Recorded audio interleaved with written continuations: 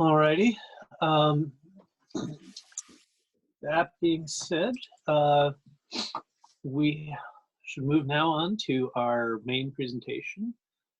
We have Rick this evening, N1RM, who's going to talk a bit about getting your HT set up. And so yes, welcome to Rick. I think this is his first time attending this meeting, or VWS as far as I'm aware. He's going to do a presentation about getting your HT set up. Should be pretty good. I think anybody who's having any trouble should definitely get a lot from this. I'm going to definitely be looking forward to what I can learn here. So, Rick, are you available, able, unmuted, all those things? Well, we'll see. Sounds like I can hear you. So that's a good start. It's go ahead? appropriate name for the presentation tonight is "Why Isn't This Thing Working?" Because we're all trying new technology tonight. And actually, this is my second time presenting this same presentation. Actually, I don't know, about 5 years ago. I don't remember, Brendan, but it was at any rate, Brendan thought it's good to refresh this information, and it's stimulated by a lot of observations of drills and exercises when folks break out a new HT and start reading the manual when 5 minutes before they want to be on the air. Not that anybody here would ever have done that, but certainly you probably have seen people do it. Okay, I'm going to try to get the slides going here. Right. We see them. Okay, good. Well, I'll try to use slideshow mode with it. There we go. Ah, that's better. Okay, so the motivation for this, as I said, is to help folks prepare, kind of understand a little bit about what's going on. It's a very introductory material, so those of you that this is all second nature to, you might hopefully find something new, or at least something funny. My style is it's gonna be a little awkward for me because my style is very interactive, and it's tough not being able to see people and talk to people. And oh, by the way, it was nice to see Tom there. I haven't seen Tom in many, many years, and I'm 60 pounds lighter, and I grew a beard, and my hair got a lot grayer, so you may not recognize me. And also, I changed my call sign, Tom. I used to be AI1V, so just in case you didn't know who I was. So, Rick, just one thing before you go too far. I'm sorry to interrupt and destroy the flow here, but what's showing on your screen is actually the not the actual full slides, but it's the so if you can just double check your share. Yeah, because I didn't start slideshow mode, so let me see. Let me try screen 2 and do that. Is that better? That's it. There you go. Okay. Boy, thanks for jumping in. Zoom is working. All right. Okay, so let's just go ahead and dive into it. The thing about HT or any other kind of radio that we deal with is to transfer information. That's the only reason we really have radios and get involved in them. And the source of the information, it may actually come from another source, but as far as we're concerned, it's starting out in your brain, and whether you're reading it or heard it or making it up yourself, it starts in your brain, and then it comes out your mouth, and then it hits the microphone, usually on the front of your HT or maybe in a speaker mic. The radio does its thing to it, generates some RF and throws some modulation on top of it, puts that RF out into an antenna. The antenna couples it to basically nothing. In the old days, when it was very mysterious, and kind of still is, they called it the ether. And this is really, to me, why I'm a ham. To me, this is the magic part of it. I still kind of sit and grin every time I think about what happens. And it's probably good for anybody that's getting a little jaded with radio to sit and think about what the heck is really going on here. I mean, this really is kind of magic. When you look at the average link budgets here, it's typically about 1/100 millionth of the power that's going to your antenna actually makes it to the receive antenna. And what it needs in between is nothing. In fact, it works better if there is nothing. So it's kind of interesting to sit and contemplate that, whether philosophically or scientifically or whatever way you want to think about it. But that's really, to me, the fun part of ham radio is having one box talking to another box through nothing over sometimes really great distances. So anyway, we get the antenna, the receiver usually downconverts it, demodulates it, turns it back into sound or something, some other kind of intelligible medium, and then it goes to a brain. So that's a lot of stuff there. So, what could possibly go wrong? Well, let's talk about a few things. There's the human element, okay? There's brains involved here, and brains sometimes don't do exactly what we want them to do. So if you're speaking into a radio, some people get a little bit nervous, but be alert, think before you speak, be brief and clear, don't try to rush. The other thing is the audio. If you're not speaking to be heard, you need to speak to be loud and clear, and also stay away from noisy places. I remember a Dulles mass casualty drill several years ago where they set up net control right to where the fire trucks were idling, and that really hurt them both in talking and listening in that location. They actually had to move. The other thing is know where your microphone is. Sometimes it's not too clear. In this particular radio, there's a little tiny hole here, and I think it has in almost microscopic letters, MIC, right there. So know where it is. It really makes a difference. If you're talking into, here we go. I got a pointer now. There we go. There we go. I was using my mouse pointer, and of course you can't see that.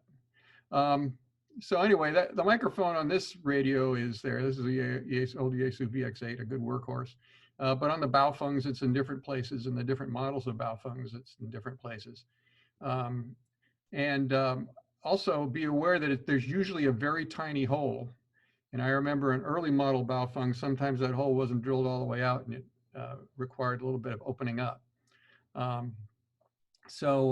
Anyway, that covers the voice audio coming in.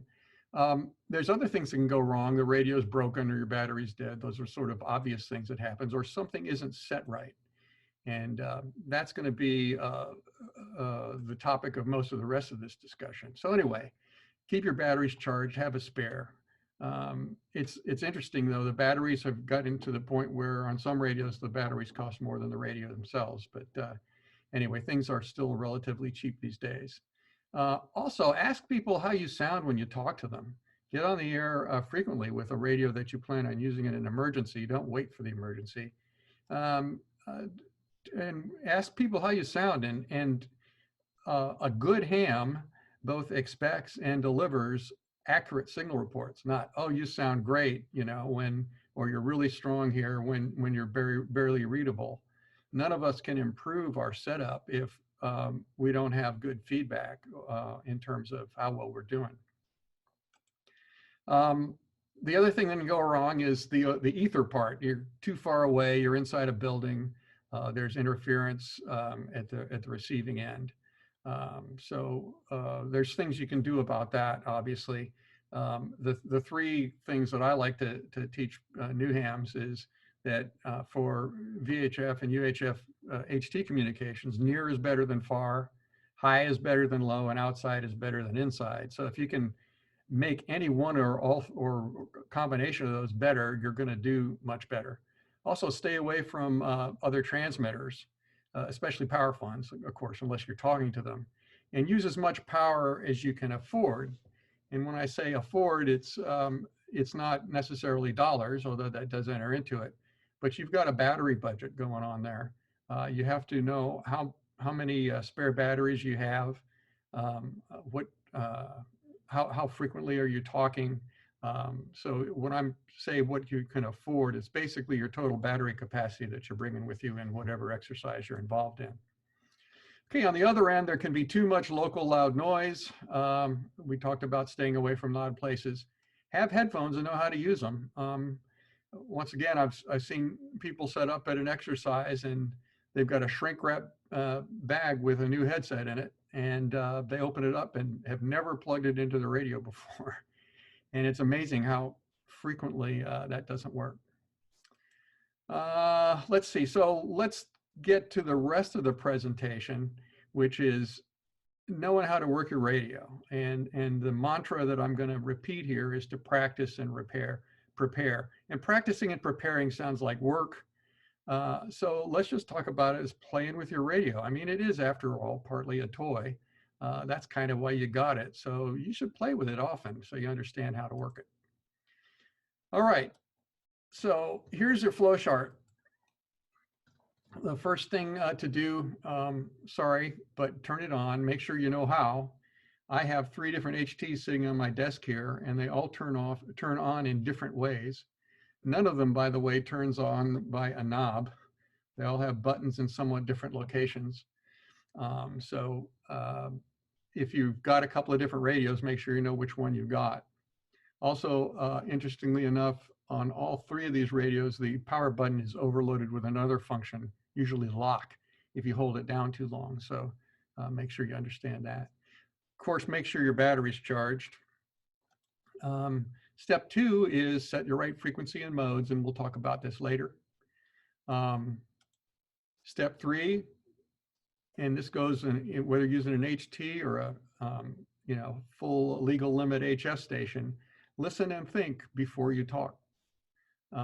It's really important to do that. Then push the push to talk button. There's another hint for new hams, is that we'll talk a little bit about repeaters, but even without repeaters, sometimes with the newer radios that have processors involved, it takes a few milliseconds from the time a receiver detects RF to the time it actually starts generating sound out of the speaker. So if you start speaking simultaneously, pushing the push to talk, then you're probably going to have the first syllable or 2 clipped, or there's a good chance that you will, especially if you're going through a repeater and if you're using tone squelch, which we're talking about later, because all of those things add delay to the activation of the receiver at the other end. So wait just a little bit for everything to get going. Talk clearly, use English if that's the common language that's in use in whatever communications you're dealing with. Usually it is for us. And also remember that the harder you try to sound cool, usually the worse it gets. So just speak clearly, use normal words, and if you've listened and thought ahead of time, then you know exactly what you're going to say. Then, really important part, release the push to talk. Otherwise, well, it's not really true that they can't talk, but you're not going to hear anybody else until you release the push to talk. And then you go to step 3. And I know this is all really basic stuff, but there's hopefully a couple little hints in there, even for folks that have been in this hobby for a long time. But the most important is to listen and think, and that goes with pretty much any type of ham radio operation, is to listen. What's going on the frequency? Who's in charge? Do you have to check into the net? Is somebody else talking? Does it sound like somebody else has an emergency going on that you don't want to just jump into? So listening and thinking. All right, so that sounds real easy. 7 steps. So what's the big deal? Well, the first thing is we need to deal with the ether, with the propagation of the radio signal from your transmitter to wherever it's going to go. And anytime you talk to a non-ham or a new ham and you show them a radio, says, well, how far can you talk with that thing? And the only correct answer is that it depends. And it depends on a whole lot of things in a very big way. The other thing to remember is that handheld radios talking directly to each other is pretty much a worst case scenario for the types of frequencies that they use. because generally you've got a poor antenna and you've got a limited power and you're often inside and you're seldom standing on top of a building or mountaintop. So all of those high versus low, near versus far, and inside versus outside are going to be working against you. But as we said, if you can improve any of those things, even at just one end, then you're going to do better. So repeaters enter the picture here. And using repeaters can really, really help, but it requires you to do a little bit more work.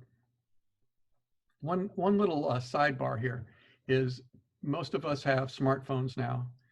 Some of us have smartphones that are smarter than we are, at least in my case. And we generally work them pretty well, and we do some very sophisticated things with them. And yet, I know that when I pick up an HT that I haven't picked up in 6 months, and I want to set some tone or something on it, I have to really sit and think about it. There's two differences. One of it is that we use the smartphone every day. So that should encourage you to use your HTs pretty often, even if you don't have anybody to talk to. And the other thing is we pay somebody every month, sometimes considerable amount of money, to configure and provision not only our phones, but the infrastructure that they use. Now, hams, part of the reason we exist is that we either don't use infrastructure or we bring our own. So as a result, we have to be our own Verizon, our own AT&T, or pick your cellular provider, if you will. So that's why we need to do a little more work and a little bit more studying. But as a result, we're not dependent on outside entities in general to make our communications work. So repeaters covering the distance. So as I mentioned, near better than far, high better than low, and outside better than inside. If you can't do any of those things, all you really need to do is to improve things is to, even at one end of the conversation, improve it. So a repeater is an automatic station, has three things going for it. Its antenna is pretty much always outside and up high, and it has a relatively powerful transmitter, sometimes even with emergency backup power. So it's stronger outside, high, so it's really good. So you can probably talk to your local repeater from almost anywhere in the local region, even if you're down low, even if you're inside, even if you've got low power. I can hit 2 or 3 repeaters just sitting at my desk here in Reston, just sitting here with an HT inside the building. Well, that's really cool, except, well, there's nobody at the repeater to talk to. So the purpose of a repeater is to be a middleman between your relatively weak signal and retransmitting that signal from that same high outside location with a lot of power behind it to anyone who's listening in the area. And to use it successfully, as I said, you got to do a little bit more work. So let's look at a very sophisticated block diagram of a repeater. It's pretty much a receiver, a transmitter, a controller, and an antenna. At least those are the pieces of it we're going to talk about on this slide. So we always, at any point in time, when a repeater's in use, there's a sender and a receiver. There can only be one sender, and pretty much anybody that's tuned to the output frequency of the repeater is a receiver. So what happens? So you push your push-to-talk button. Your signal hits the repeater. It goes from the antenna to the receiver inside the repeater. The controller detects that a signal has been received, just usually by a squelch, the same way your little green LED comes on your HT when it receives a signal. It then activates the transmitter and routes the audio from the receiver to the transmitter. And then simultaneously, using the same antenna often, it transmits a powerful signal out to the receiver. Okay, so I'll just walk through that. Receives the signal on its input, detects that it's there, and then sends the same sound that it hears simultaneously. Most repeaters are simultaneous. Some of them introduce artificially a delay in there for some control purposes, but for all intents and purposes, it's coming out exactly the same time as when you're talking.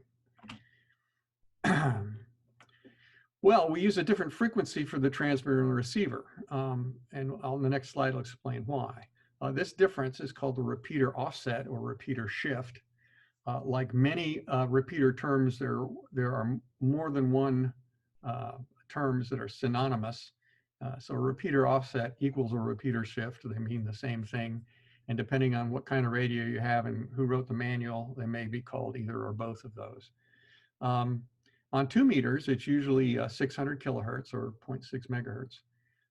And the input frequency, in other words, the frequency that the repeater's receiver is tuned to, can either be above, which is a plus offset, or below, which is a minus offset. We pretty much always refer to a repeater when we talk about like the 7.9 repeater or the 6.85 repeater. That's the transmitted signal from the repeater, and that's what you want to tune your receiver to on your HT in order to listen to it. And then the input is either 600 kilohertz above or below that on 2 meters. Okay, so in this case, the receiver is listening on 146.04 and the transmitter's transmitting on 146.64. So that gives you your 0.6 megahertz or 600 kilohertz offset. The cool thing about it is HTs. This is my VX8, I think. Yep. And if you notice, I'm receiving there. I got the little green LED lit up on 146.64. Now, if I take that same HT and push the push to talk, you'll see that it automatically shifts the frequency of the radio to 146.04, so it's now transmitting on it. So you have to program in that shift. It's one of the easiest things to do on an HT because it's often done automatically based on kind of gentleman agreement standards for offsets. So why is there, just a brief segue here to why do we have an offset? Well, as I said, in general, you're using the same antenna. So if we just have a T connector at the antenna and send one signal, one coax to the receiver and the other coax to the transmitter, you've basically hooked up probably a 100-watt transmitter directly to a receiver input, and the result is usually smoke. So we need to be able to use that same antenna, but not let the transmit energy get to the receiver. Now in repeaters, that's done with very, very sharp filters. If you notice, there's 2 filters in series for the transmitter and 2 for the receiver. If we start out at the receiver, there's a band pass on the receive frequency. Obviously, we would like to pass that frequency. And on the transmitter, there's a band pass on the transmit frequency. So that lets the right signal get to the appropriate place. But in order to get even better isolation, there's a band reject on the receiver, on the transmit side, so that any spurious energy it might be putting out on 146.04 gets filtered out. And similarly, on the receive side, there's a very sharp notch filter on the transmit frequency. So these are called band pass, band reject, or BPBR filters. And when you put them all together in a box like this, it's called a duplexer because it allows duplex operation. And this is another thing to sit and contemplate. When I talked about 1/100 millionth of the transmit power getting to your receiver, you know, that means that you've got a signal on the antenna going out that's more than 100 million times stronger than the signal you're trying to listen to on that same antenna. It really gives you an appreciation for repeater builders and the designers of these duplexers because they're doing a Herculean task. Okay, as I mentioned before, we'll talk about, in general, you always refer to a repeater by its output frequency, unless you're calling it like the Leesburg repeater or the VW, or the Vienna Wireless repeater. You refer to it by its output frequency, and that's because that's what you want to dial into your radio to listen to it. As I said, the offset's the difference between the repeater input frequency and its output. If it's negative, then the input frequency is lower than its output, and vice versa. Also sometimes called the repeater shift. On 2-meter repeaters, the offset's 600 kilohertz. There are also standard agreements, depending on what if you're using a standard repeater splits, as to whether it's positive or negative. They're a little too complex to discuss right now, but we'll talk about, there's good news on coming down the pike on that, because radios know about those agreements. So they almost always get that right. So this is a very dated set of slides here, because they're, let's see, I guess the W4 DLS repeater has been completely replaced and moved. This is what it used to be. And I'd shown my spectrum analyzer hooked up to it when we were troubleshooting some bad connectors on the antenna, it turned out to be. It's an old repurposed GE Master 2 commercial repeater. The one up here, the WA4 TXE repeater, this is kind of like, I don't know if you saw Toy Story with Sid, repurposing all his toys. This has got like some really, there's a lot of stuff in here that's not used anymore, but was never taken out of the rack. So it's kind of grown and morphed over the years. But despite that, it stays on the air. It just stays up. It's an amazing accomplishment that Dave has there, WA4 TXE. That's on top of the old Leesburg Hospital. And there's another picture. I got this picture from the internet from a repeater down in Michigan, and we talked about the duplexer. To get those sharp notches and sharp band passes, they use cavities. These cans, they're actually quite large because they're a significant portion of a wavelength at the operating frequency. And at 2 meters, they're a couple of feet high. So, and they're very touchy to tune. And once you tune, you tighten down all the lock nuts and hide them away so nobody can touch them, because it takes quite a while to get them right. Okay, so how do you set the offset? Well, before you go out in the field, look at your manual. I've got a couple of examples here from the ICOM ID51 manual. Let's see, this is a TYT radio here. This is, I think, the Baofeng radio. The nice thing is that you can enable something on most of these radios called automatic repeater shift. And this diagram here shows you where the offsets are plus and where the offsets are minus. And this is from the VX8 HT manual. And so if you enable that, you're pretty much got the right offset all the time. There are non-standard repeaters, but they're usually flagged pretty well on Radio QTH or in your repeater guide. And if you're at an exercise, you have your ICS 251, I think I got that code right. It should tell you the repeater input and output frequencies and not just tell you just the shift itself. So how do you know if it's enabled? Well, all these radios have screens of various sizes and legibilities, and they all pretty much have a different way of telling you that. So I've got examples of how many different HTs here? 6, I guess. You look for a plus or a minus sign in general. You can see on the ID51, they hide it next to in between tone squelch and duplex there. Here, it's right above the narrowband FM indicator. And on this radio, it's in between the lock and the musical note. And I forget what those mean. I think this is a screen test, which is why those are all turned on. This is the Kenwood THD 74. You see the minus sign there. So you just look for that. Baofeng has a nice plus sign there because the 443 repeater has a positive offset. So anyway, look on your screen, know where to find that as well. Change the offset back and forth. Make sure the symbol changes that you expect to change. So there's more. The offset's probably the easiest thing to remember to set because you've got You've got a lot of automation helping you there and a lot of automatic settings. What if two repeaters use the same frequency?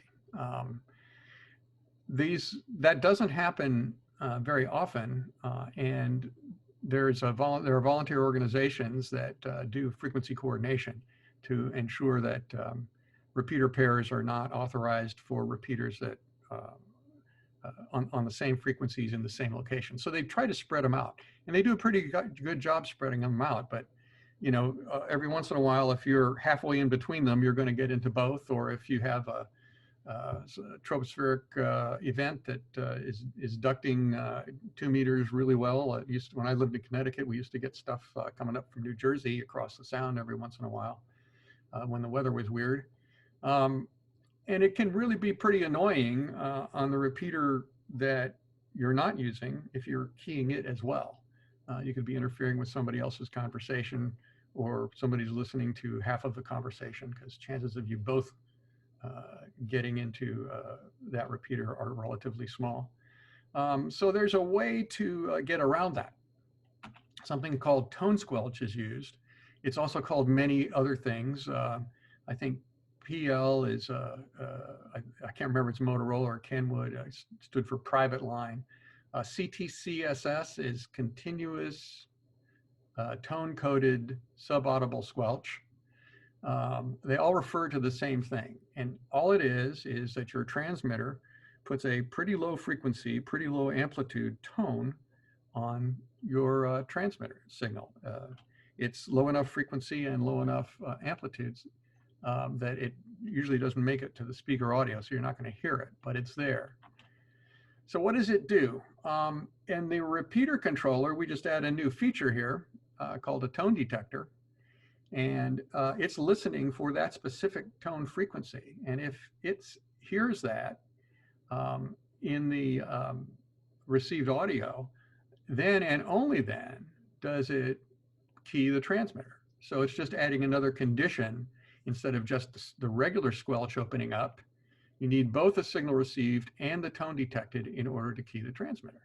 So unless it hears that tone, you can be standing right next to the repeater, and you will not key it unless you have that tone enabled. So once again, how do you know how to set that? Well, read your manual, and some of them are better help than others. We'll discuss another way of doing this a little bit later. These, by the way, are the standard tones. I think they're invented by the mobile radio industry. Somebody can correct me later if I'm wrong. But look at the highest frequency is 254 hertz. The lowest frequency is 67 hertz. The interesting thing about that is they're all below 300 hertz, which a good repeater system will not retransmit. So that's why you'll generally not hear them on a transmitted audio. If somebody's got the tone turned up too loud, that's really hard to adjust. So usually that doesn't happen. But you won't hear it. In other words, don't listen for this to see if it's there. You just have to test it with a receiver that's looking for it. Okay. All right. How do you know if it's, or how do you enable it? Well, here's the Baofeng. It's the the transmit, continuous tone coded squelch. And here's the Yaesu, calls it a tone squelch, and you just set it to tone. Here's another Yaesu, the old VX8 with a harder to read screen, doing the same thing. And how do you know if it's set? Once again, everybody's a little bit different. Kenwood has the little T up there. This Yaesu has a TN. This other Yaesu also has TN. At least there's standardization there. And the transmit tone on the Baofeng, it says CT on that. And it says CT when you are receiving. Okay. Okay, so there's some perils involved in tone squelch. There's two things. Most modern HTs permit you to enable tone squelch as well as tone transmission. In other words, you can set up your receiver to be the same way the repeater was, unless you have somebody is transmitting that tone to you. you're not going to hear anything come out of there, no matter how strong his signal is getting to you. It's a really colorful and powerful feature. This is an overstatement. There are reasons to use it, but really during an emergency deployment, it would have to be a really sophisticated ops plan to try to come up with a good reason to use it, because it cannot help you hear anything. It can only prevent you from hearing anything. So in general, that's not good for emergency communications of the types that we generally do. This is often the answer to why isn't this thing working. I don't know how many times we'll sit down and we'll help somebody give a class saying set this up and see if you can transmit it, and it involves them setting a transmit tone, and almost always at least one people, usually several, set the receive tone as well. So there's two things you need to know. First of all, how to set it so that you don't do that, and then also to see, and you can disable it if it does get set. Also know what it looks like. This is just a quick block diagram. It looks very much like the repeater, but instead of it disabling the repeater's transmitter, it basically inhibits the audio getting to your speaker. Okay, so beware of the CT on receive, which is the only way you can tell that I think I misspoke earlier. You should only see CT on transmit on the Baofeng. You should not see it on receive. If you see it on receive, that means that it's expecting a tone before you will hear any audio come out of there. I'm sorry, I misspoke earlier. The Yaesu generally calls it tone squelch rather than just tone. Remember, you should say just TN before. The Yaesu say tone squelch. The Kenwood has CT instead of just T. So once again, know your radio. Unfortunately, they're not generally standardized. So peril number 2, a little bit harder to get in trouble with, but there's another type of coded squelch system called digital coded squelch. And what it does is, instead of just sending a continuous tone, it sends a very low baud rate 8-bit number, using a frequency shift keyed, low frequency shift keyed set of tones. I've actually used I was really cool. One time I found a repeater that used this. I don't remember where it was, and I set it just to see if it worked, and it did. It was pretty cool. It's also fun to look at on a signal analyzer to see what's going on with the audio there.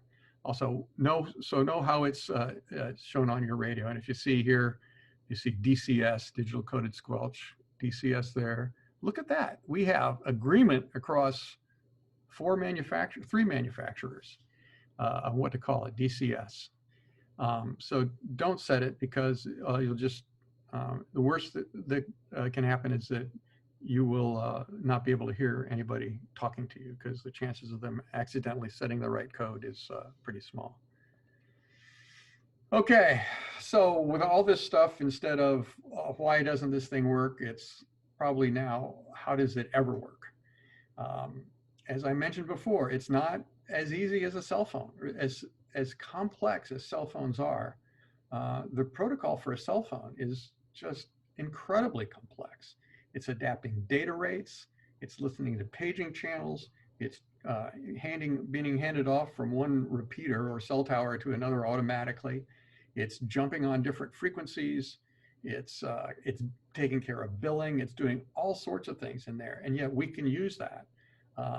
The HT and the repeater is nowhere near as sophisticated as that, but because we build them and we maintain them and we don't depend on others, we need to learn a little bit more to use it. And it's a real pain to program all those settings. So here's what you do. Use your personal computer. Almost every modern radio, even the cheap ones, can be set up using a computer, and I highly encourage you to do it that way. Most of the user interfaces look just like a spreadsheet, and it's just works really well. And you can save different configurations for different exercises. You can get your repeater and frequency and tone lineup done ahead of time from your operations plan that gets published prior to your exercise, or whatever your standard, like the Fairfax County Aries has standard frequencies and repeaters used for different things. You can even put little alphanumeric labels on them on most memories. So it's highly encouraged to do that. So this is my favorite radio just because it feels like a little brick in my hand, and I've used it for many years. I'm comfortable with it, although my eyes are getting a little bit old to look at it. This is what's shown on here is just a subset of the over 1,000 memories that are in this tiny radio. And when you look at the keyboard here and this user interface, it is theoretically possible to program all of this stuff using those little buttons, but not in my lifetime. So when you get your radio, or if you've got a radio and you haven't already done it, get your programming software. There's a project called Chirp. It's a public domain software shareware, and you can download that for free. And they've got configurations for most ham radios, most HTs today. Get a programming cable. It may cost a few bucks, but boy, it is really worth it. And don't cheap out on the pirated USB interfaces. Okay, so how to keep up? Just going to review quickly. Know your radio. Don't expect your manual to bail you out when you're on site. Figure things out on your own. It's really a great excuse to play. And now that you can get on Amazon and order pretty much a throwaway radio, we're talking under 50 bucks. I've seen them for 25 bucks. Get it, and they all have these features. They might not be easy to program, but they all have these same features. Get a cheap spare HT and see if you can, set up code squelch on one so it's like a repeater input, or not code squelch, but tone squelch on one, and make it like a repeater, and see if you can program the HT that you're going to use, even if it's a different one, to actually break the squelch on that. So I don't know. I really love fooling with radios of all kinds, and so I've got a little collection of HTs, and it really helps to familiarize yourself that way. Also, know the operating plan. When you have an upcoming exercise, the emergency organization, the organizers, should publish all repeaters and simplex frequencies, including offsets and tone information ahead of time. If they haven't done that and it's a week ahead of time, request one. It's a perfectly legitimate thing to do, and it's something that the organizers should do ahead of time, and it'll help everybody if they publish it ahead of time. So you take those and your local repeaters and program them into the memories on your radio. A lot of these radios have ways to group them in different ways. So you can actually go to a different memory group depending on what exercise, what region you're in, or what type of activity you got going on. Dumb thing. So charge your batteries before you need them. Have a spare. Keep it charged too. So bottom line, study. Prepare ahead of time. Study sounds boring. There's a little bit of study, but a lot of it's just playing with it. Give yourself an assignment, and program your radio up to implement it. Okay, there's two checklists. This is the DUH checklist. Is it turned on, the battery charged, installed correctly? Because sometimes some of these, it's easy to not see the battery correctly. Have you set the correct frequencies? Those are the okay, are you awake sort of issues. And then they've got the next level of detail, peeling back the onion. Do you have the correct repeater offset? All these configuration issues. Is it in the right direction? Do you have any necessary transmit tone? Do you have the correct tone frequency? And have you accidentally sent tone squelch or DCS on your receiver? That's pretty much all I have. I usually follow this by a pop quiz, but I'm not sure how effective that would be. So Leon, why don't I turn it back to you, and you can figure out how you want to handle questions. Okay, very good, Rick. Thanks very much. That was a really interesting and helpful presentation. So thank you very much for doing this. And I think you did a great job adapting to the Zoom. So thank you very much. That was really good. So I think just asking for questions worked pretty well with the last presentation. So, and the chat is also open as well. So if somebody wants to just send me a message with a question, I can do that. But I'm also happy to open it to the group in case they have any questions. So let's just go ahead and do that. Anybody with any questions, just ask away. I'm also interested in comments or differences of opinion, or it's something I might have gotten wrong, because I'm always trying to improve this presentation. I'll just give a comment. If you can hear me, this is Chris, KO4CVE, and I'm a new ham, and this was very helpful to me. So thank you very much. I mean, I've been doing my research and studying and taking tests, but yeah, excellent. Thank you. Yeah, I'm glad to hear that, Chris. And like I say, play with your radios. I mean, that's why you got the license, right? That's why I got the license. Exactly. It's a new rabbit hole to go down. I'm super excited about it. Well, welcome to the hobby. You're going to have a great time. Thank you. I've got one comment as well. Another thing that I've seen go wrong with new users of HTs trying to test simplex near a mobile rig that's putting out high power and having receiver overload issues where they're not hearing the person. Yeah, that's a really good point. You can overload the receiver on a simplex frequency, but something that plagues a lot of big operations, and it's hard to simulate ahead of time until you set up, is co-site interference. In other words, it's not co-channel, but if you, I know Tom has had a lot of experience in Marine Corps Marathon, where you're trying to monitor and you have co-located net controls for 3 different repeater frequencies. You're on all different frequencies, but you've got radios with reasonably high power, antennas in close proximity on different frequencies, and you just desensitize the heck out of each other. So that's the other thing to keep in mind if you're actually organizing something like that, is don't put two base station class radios or even 2 HTs in very close proximity and expect them to work independently of each other. They're going to interfere. Good point. Thanks. Okay, Conrad, N4ZQA. To be clear, PL and CTSS are the same? Yes, they are. Absolutely. Well, one of them is trademarked and one of them isn't, but they refer to the same technology. I think PL is a trademark of Kenwood or Motorola. I always get them confused. Okay, because in some repeater lists, they are both used in different on different repeaters. Some say CTSS and some say PL, so it does not matter. Thank you. We discussed this in your presentation, and somebody very observant has said, "Why is your background reversed?" I think that was key. I thought I flipped it. Well, no, there's a question here.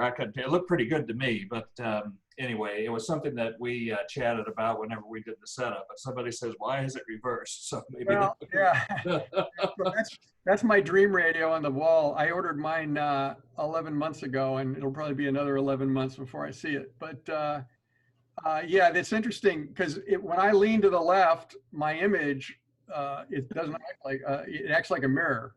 Right? Because my image moves to the left. Now, if it was a regular camera, when I lean to the left on me, it would go to the right. So the default for Zoom is to reverse the video. So if you do your background screen, it also reverses your background, whatever you've chosen for your thing. But I think I took the image and mirror imaged it and then put it up and then remirror image. So I think it's right now, isn't it? No, what you want to do is you want to turn mirroring on, use the normal image that you'd expect. You will see a mirror image, but what gets transmitted out will be normal. Oh, that's so annoying because I went to all that extra work. Okay. Thank you. Hey, Rick, this is Mike Imony. I have a question. Yeah. So there's at least 8 new hams on this meeting tonight. Is it proper to call CQ if you want to talk to somebody on the VHF frequencies? It's generally not done. You know, if you call CQ, you know, somebody experienced should explain to you that that's not how you get people's attention on a repeater. That's actually a question on the technician exam these days. So hopefully those that remember that from their studying that know that it is. You just state your call sign. That's and you can use the word listening or whatever you want. But CQ is generally done as something that is you repeat several times on HF or unchannelized communications, because people are tuning across just listening for people to talk to. So they hear that CQ, and it's very distinctive on both Morse code and voice. So that's the reason why we use CQ, is that people, it's kind of like throwing your lure in the fishing pond. Whereas when in channelized communications, you're going to get through, and people are generally aren't, they have other ways of telling if the channel's occupied with FM especially. You can scan, but if, and you're irrespective of whether somebody's calling CQ or not, your receiver will stop on that frequency. So the thing to remember is if you're spinning a knob to tune in a radio, that's a good place to call CQ. But if you're switching channels, just use your call sign. Hey, Thank you. This is Lee with a question. Yes. Or comment. I know some of the radios have, rather than CTSS, they have a different initial tone they send out, which I think is commonly used in Europe rather than the US. Yeah, there's a tone burst. I think some European countries, and I'm sure there's people here who know this better than I do, that instead of just using a carrier operated squelch, where, you know, just RF presence will key the repeater, to get better control, they required a tone burst, like a 1500 hertz tone burst or something. Right, yeah, something like that, which is programmable on our radios that you buy, but generally not used in the US. Yeah, and the US versions usually, you know, there's actually a button on the side of my radio that's called monitor or tone call. And on the default on the US versions of those radios will just open your squelch. And I think, but in the European versions of the radios, that same button will send that tone out. Let me say one other thing to Yaesu HT users. There's a little, I'm going to hold this up. I don't know if you'll be able to see it or not. Down in the bottom right-hand corner here, there's back just a little bit. Oh gosh. There you go. Got to get it in front of my face so it doesn't turn into the K4. Yeah. Hey, I can turn a VX8 into a K4. That's pretty good. So there's a little button, and it's got like a little atomic symbol there, like little orbiting electrons. Yeah. And that's a Yaesu system called wires. And many new Yaesu owners, you can tell a new Yaesu owner because whenever they key their microphone, I think it sends out 3 little DTMF tones, like touch tones. And what that does is it enables a repeater linkage system that Yaesu has called wires. And it's really annoying because you not only sends out the touch tones, but it mutes the microphone while it's doing that. So typically, if you don't have it set, even if you wait a tiny bit after you hit the push to talk, all that comes across is touch tones, and then, you know, a second or two later, they'll start hearing your voice, but they've missed the first part of what you're saying. So if somebody says disable wires, and make sure you let people know, if you hear that happen on the air, let people know, first of all, ask them if they have a Yaesu radio, and they will always say yes. I've never had somebody say no when I've heard that. And I said, well, look for the little button that has like the atomic electron symbol on it, and push it again to disable that, because you're doing them a favor. About when did that feature get enabled in the Yaesu radios? Boy, that's been around a long time. I mean, this VX8 is probably 10 years old, 12 years old. And it's not enabled by default, but they you know, Yaesu's touting it as a feature. So they dedicated a front panel button just to that feature. I mean, and all you got to do is accidentally hit it and it's enabled. It doesn't light up either. I'm going to have to check my VX8 and see. Yeah. It doesn't light up, so you don't know it's on until somebody tells you. Yeah. I don't think it shows up on the, I'll have to look now. I don't know if it shows up on the front panel or not. Yeah, the little symbol shows up in the panel. It does? Okay. Yeah, I can attest to that. I've reprogrammed that button to be my battery voltage, so I'm safe. Okay. All right, great. Anybody else have any other questions? Rick, what about the timeout feature on repeaters? Yeah, they generally, what is it? Usually set to 3 minutes. I'm trying to remember what it is, because I've never timed out a repeater. I'm sure nobody here has ever timed out a repeater. Yeah, repeaters are required to have a feature where if somebody just keys it and leaves it, their transmitter keyed, that the repeater will eventually go off the air. And that's part of the automatic control system. And it will not be usable again until that carrier goes away and resets all the circuitry in the control. So repeaters can get jammed that way, but at least they won't be jamming on their output. So if that happens to you, you know, it's called, you know, you got bit by the alligator. The alligator is, you got a big mouth and little ears. It's like an alligator. So it happens. I have to admit, yeah, I've done it once or twice. We've had that happen a few times recently. And just remember that, you know, just don't, if you're talking a long time like I tend to do, just resist. Do we have any other questions? Anybody else? Yeah, this is Rich Miller. Can you hear me? Oh, yes. Go Hey, ahead. that's a great name. Yes, Rich, not Rick. Okay. Well, So I dialed in tonight because I was hoping to, I'm new to this. I got a new Yaesu VX6, and I'm discovering that this really is very, very complicated. And it does take a lot of time to try to figure out how to work this thing. And I realized that listening to the net a couple nights ago that my transmit frequency and receive frequency are both the same. And I need to get that offset in there. So I was hoping to dial in and just hear that magic bullet about push this button and push that button and it's all done. But what I'm discovering is really, it's really a lot of work that you're gonna have to do on your own. Like you said, you gotta get the manuals out, you gotta go ahead and do your own study, do your own research. And because otherwise, you know, with all the different handhelds out there, there's a myriad of things and you can't cover them all here. I can understand that. So anyway, I got a lot of work to do. yeah, and I'm glad you brought that up, Rich. Two things. First of all, you used the correct term. It is complex. It is not hard, right? There's a big difference between complex and hard. It requires you to familiarize yourself with the radio. And as hams, we have to be continuous learners.